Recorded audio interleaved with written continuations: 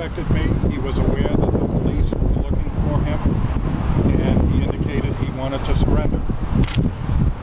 I spoke to the district attorney's office early yesterday. I notified them that Mr. Copney was interested in surrendering.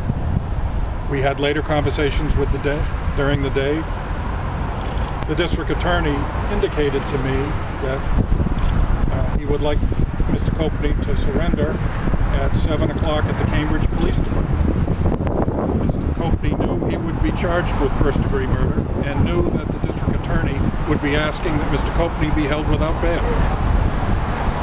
I told the Commonwealth that he would be at the Cambridge District Court at 7 p.m.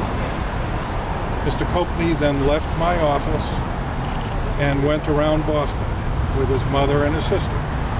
He returned to my office at 6:15, and we then drove to the Cambridge Police Department, where he surrendered himself and was placed in custody. You're saying he's not guilty of first-degree murder, but he is involved clearly. Your indication is to us that he was not the shooter. Can you elaborate on that? I'm not going to discuss the event. I understand. And I do not accept your characterization. Do you know the victim in this case, and what's his reaction to facing these charges? I'm not going to answer any questions that relate to the incident. Is he published any music of his own yet? Yes. First edition, is that? New edition. Huh? New edition. New edition? Is that like New Kids on the Block? Yes.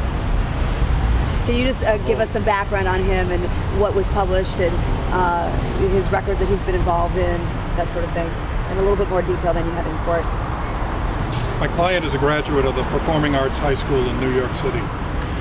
Throughout his high school time, he's been involved in producing and writing songs.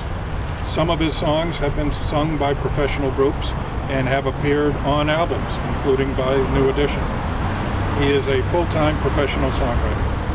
And can you describe then, if he's well known out there, why hide his identity in court?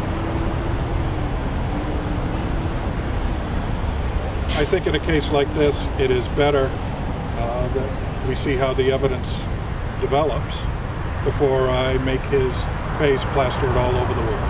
But it's possible his face is already known to many. That's true. Any emotion that he shared with you, remorse? No, wrong one. Can you talk to us a little bit about that? What's kind of going inside his heart and his mind right now? My client is show-shocked by these developments. He has no prior criminal record. He's never been in trouble with the police. Indeed, he is the son of a New York City police officer who's retired.